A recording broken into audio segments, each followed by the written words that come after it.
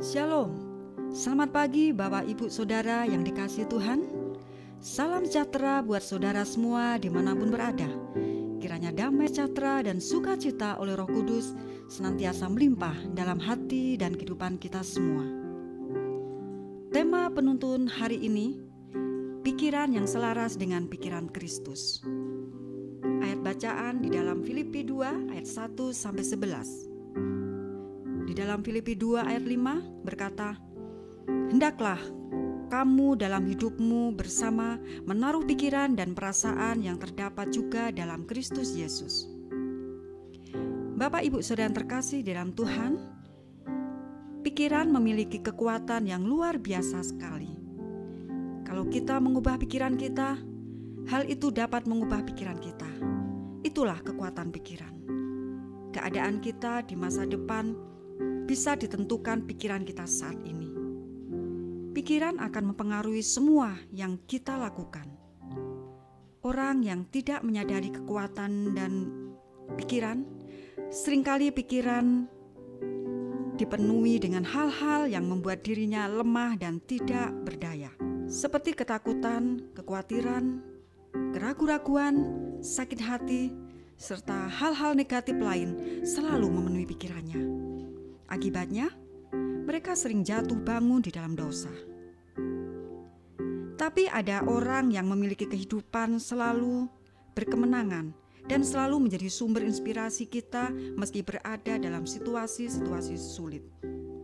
Saudaraku, bagaimana supaya kita memiliki pikiran yang berisi hal-hal positif dan berkenan kepada Tuhan? Bagaimana supaya dapat berpikir sebagaimana Tuhan berpikir? Mungkinkah saudara, sebetulnya kita dapat melakukannya? Firman Tuhan tidak mengatakan bahwa kita sempurna atau bahwa kita tidak akan pernah gagal. Dia memberitahu kita, sebagai orang percaya di dalam Yesus Anak Allah, kita diberi pikiran Kristus di dalam 1 Korintus 2 ayat 16. Artinya, kita memiliki pikiran rohani karena Kristus hidup di dalam diri kita. Saudaraku, kita tidak lagi berpikir dengan cara yang dulu pernah kita lakukan. Kita bisa mulai berpikir seperti yang Dia lakukan.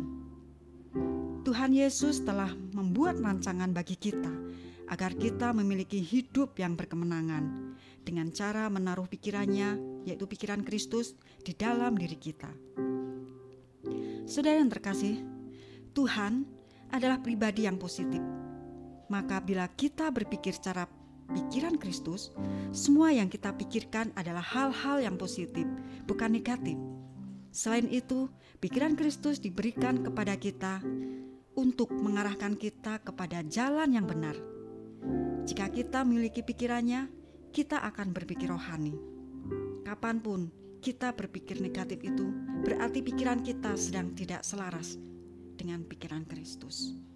Oleh sebab itu saudara, mari kita arahkan hati dan pikiran kita kepada pikiran Kristus. Karena pikiran Kristus, hal-hal yang duniawi, hal-hal yang tidak kita inginkan, di dalam nama Yesus ketika kita mengarah kepada satu tujuan mata rohani kita hanya kepada Kristus, semuanya akan positif. Semuanya Tuhan akan tuntun langkah-langkah kita untuk kita boleh mengikuti apa yang Tuhan mau, apa yang Tuhan pikirkan, sehingga kita boleh selaras menjadi pikiran Kristus. Amin. Mari kita berdoa. Terima kasih Tuhan, melalui firman-Mu Kau ajarkan kami Tuhan, untuk kami berpikir secara positif Tuhan. Kami boleh berpikir Tuhan sesuai dengan pikiran Kristus.